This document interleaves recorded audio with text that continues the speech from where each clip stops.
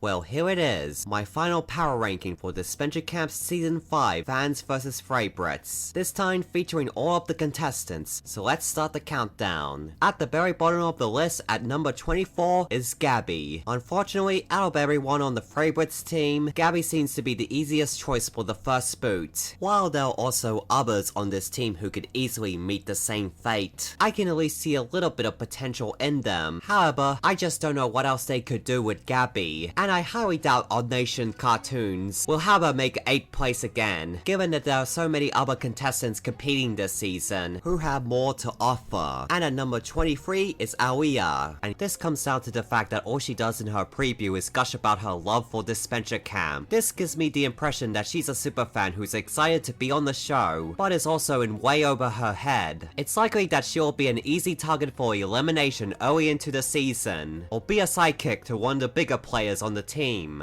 Coming in at number 22 is Manu. Manu's preview also doesn't have much to work with in terms of what kind of game he would play. However, we do learn that he's lonely outside of the show, but he claims that he can still win some people over. This makes me think of him as Alessio, except that he actively wanted to make friends out of the gate. I'm curious about why he is lonely in the first place, and I wonder if that's going to be part of a character arc he'll go through, as he forms bonds with people once again. But I doubt he's going to contribute much to the competition as a player, so his story will probably reach its conclusion during the pre-merge. And at number 21 is Aiden. Like with Gabby, it pains me to put Aiden this low, given that he's one of my favorites. But let's not kid ourselves here. Not only did he already make the merge twice, but he overstayed his welcome in All-Stars, considering his only purpose in that season was being a plot device in Jake's story. After his intro video, people seem to think that he'll either make it far or be way too overconfident, resulting in an early blindside. While I want to believe the former scenario will happen, the latter one is way more likely. And at number 20 is Anastasia. To be honest, after her conversation with Marissa at the beginning of the Carnival of Chaos finale, I can't help but question the decision to bring Anastasia back for this cast, as it seemed like the conclusion to her story. Also, Tristan and Ted are right there! At this point in time, I'm not sure what her purpose for this season will be, so my guess is that she too will likely end up being early boot fodder. And in the 19th spot is Tom. Again, we have a contestant who has already made 2 deep runs. And on top of that, he got the start in his own spin-off series alongside Jake, where he received plenty of development. While there are many people who are interested to see how well he'll do about Jake around as a distraction, I still personally doubt he'll make it that far, considering the large amount of screen time he already received. And at number 18 is Ebby. At first glance, Ebby seems like an obvious early boot. It's just like with Aliyah, the preview made her appear to be a loop. And as someone who isn't prepared for the cutthroat nature of the game. Although what's interesting is that not only was she featured in some promotional material, but she even had a cameo in the finale of Tomjake Season 2. All of these could just be teasers for the new season, but who knows? Maybe all of this is foreshadowing for Ebby having a major role. Whatever the case may be, it's too early to completely write her off. And up next in the 17th spot is Natalia. Out of all of the returning favorites, Natalia is probably the biggest question mark, as well she hasn't overstayed her welcome as much as the previous ones I mentioned. I'm also not sure what direction Odd Nations will take her character for this season. The way I see it, Natalia would either be an early boot or make it to the merge. And at number 16 is Ali. Ali is yet another member of the favorites team who could easily be early elimination fodder, given she has gotten plenty of screen time already. There is speculation her recent breakup with Hunter could give her a story, and while I'm sure it'll at least get addressed, I have my doubts it'll lead to that big of a character arc, since it seems like there's already closure between the two of them. Of course, there's the possibility that she'll get a new love interest, and her strategy of playing the middle could work, given that the favorites either want to play hard or lay low. But we'll have to wait and see if that actually happens. And at number 15 is Nura. I hate that I'm placing Nura her this low in the ranking, because truth be told, she's actually my favorite of the new contestants so far, as I adore her vibe. Unfortunately, her preview doesn't leave too much to be decided from a game perspective, as she openly admits that she won't do too good physically or socially. I really hope my initial instincts here are wrong, and she does end up finding her footing, leading to a deep run. Coming in at number 14 is Ernesto. I'm going to be completely honest, after Miriam, Connor, and Richard, I think the archetype of older contestants wanting to prove that they can handle the competition despite their age has been overdone at this point. At the moment, I'm not sure if he'll actually do well or end up being a flop. But whatever the case may be, I am not too hyped to see Ernesto. And taking the 13th spot on this list is Alec. Alec is another contestant who already had 2 deep runs in 2 separate seasons, which is why he probably won't make it too far this time around. However, I personally hope that he lasts at least until the late pre-merge, so that we can see him and Fiore work together as partners once again, as their dynamic was criminally underused in All-Stars. Coming in the 12th spot on this list is Fiore. Although Fiore has played twice already, her run in All-Stars was very short. Therefore, she has the potential to make it further this time around, which would be great, because if you ask me, she was eliminated way too early in season 3. While I'm not sure how far she would make it this time around, or what her role will be, I'm still excited to see what she'll bring to the table. And at number 11 is Bruno. Firstly, Bruno's character design, voice, and personality just screams main protagonist, as he just gives up a positive vibe. Like Alia, he's a big nerd when it comes to Disventure Camp.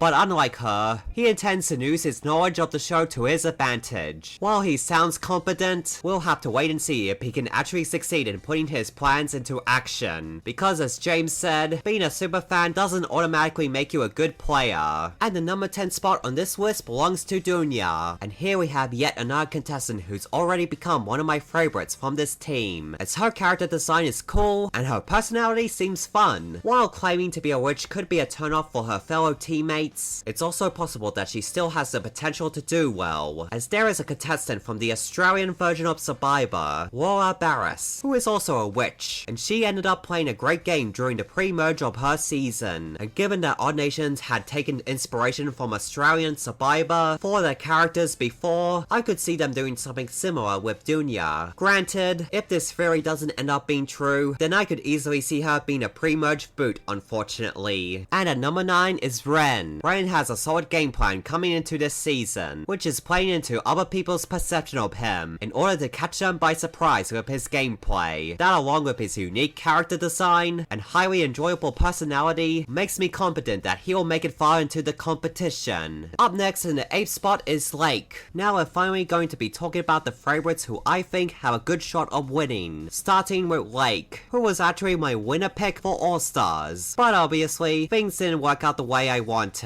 As devastating as her early exit in that season was, it might have actually been a blessing in disguise, as because of that, she's not as overexposed as some of the other returning favorites, which gives her more potential to make it further this time around. Ideally, I really hope she wins, but I would still be happy if she at least has an actual story in this season, and doesn't get screwed over by Odd Nations for a second time. And at number 7 is Benji. Both Lake and Benji are my 2 personal winner picks for this season, as they are my top 2 favorite Disventure Camp characters. Benji has the potential to play a much better game with a second chance, as not only would he be better at socializing by this point and have more confidence in himself, but he's also shown to have correct reads, as seen with him figuring out how much of a threat Jade and Isabel were as a duo, and he could have taken out the best player of the season and break up the most dominant alliance at the merge, had he not went along with what Hannah wanted, which unfortunately backfired on him. Hopefully this time around, he'll reach his full potential as a player, all while continuing to be the lovable goofball we all adore. Coming in at number 6 is Finn. While a part of me feels obligated to root for a fellow Australian, Finn is this high on the power ranking solely for the fact that he seems like he's going to be one of the main villains of the season. This dude is upfront about wanting to be the bad guy, as if he literally enjoys being evil. While he'll probably be one of the biggest characters of the season, I predict that he will have have a major downfall during the late merge, as he comes across as someone who will betray allies for the sake of making big moves, rather than because it makes strategic sense. Because of that, he will inevitably get outplayed by contestants who play smarter, not harder. And at number 5 is Aubrey. Aubrey intends to play a social game, and not only does she seem to have the right personality for that style of gameplay, but being a psychology student as well will definitely help her in excelling in that aspect of the game. We've seen in previous seasons how a strong social game can do wonders for a player, and if Aubrey can play her cards right, she wouldn't need flashy moves to clear the competition. And at number 4 is Spencer. In the case of Spencer, I was pretty shocked by his elimination in Carnival Chaos, as he was clearly one of the main characters of that season. Plus, I assumed his plot armor would kick in as usual, but in hindsight, it makes sense that his time in Carnival Chaos was seemingly cut short, now that he is competing in this season, as now his story could continue where it abruptly left off. He could potentially learn from his mistake of antagonizing others from his previous game, and reach his full potential as a player. He also could possibly have a new love interest from the fans team, and learn from his experience with Diego. And at number 3 is Ara. Long before the previews came, Ara was hyped up as one of the potential main characters for this season. Her preview has plenty of similarities to Anastasia's pre-season interview for Carnival Chaos, which is a good sign given her placement in that season. The official poster of disventurecampantsvsfavorites seems to indicate that she and Finn will be a villainous duo, although I believe that she will be the true mastermind, using Finn as a shield as he burns bridges, all while hiding her own gameplay. And the number 2 spot on this list is Sam. Several people were surprised by his preview, as all of the images of him up until now had depicted him as a laid-back himbo, kind of like Jeff from Total Drama Island, but instead, he seems like a serious player, and I think that he'll be the best one out of the fans. His career as a risk analyst gives him the potential to have a great strategic mindset for the game, and I predict that he'll be able to hide that by leaning into a chill dude bro persona that people would expect from his appearance. He also mentions that he's great at first impressions, which will help him gain the trust of his fellow teammates, all while he secretly outplays them from under their noses. On paper, he's a perfect player, and I'm sure that he'll dominate this season. And the contestant who I think is most likely to win Disventure Camp Fans vs Favorites is Rosa Maria. Rosa's return shows plenty of promise, especially after the Season 2 remake added more personality to her character, other than being the supportive, motherly figure. Not only will she be a fun addition to the cast, but she also has the most story potential given her absence from the series since her debut. Rosa being added to this cast is a strong indication that the writing team has definite plans for her. And that was my pre-season power ranking for the entire cast of Disventure Camp Fans vs Favorites. If you enjoyed the video, then be sure to give it a like, share, and comment, along with subscribing to my channel and hitting the bell for notifications. Anyway, see ya!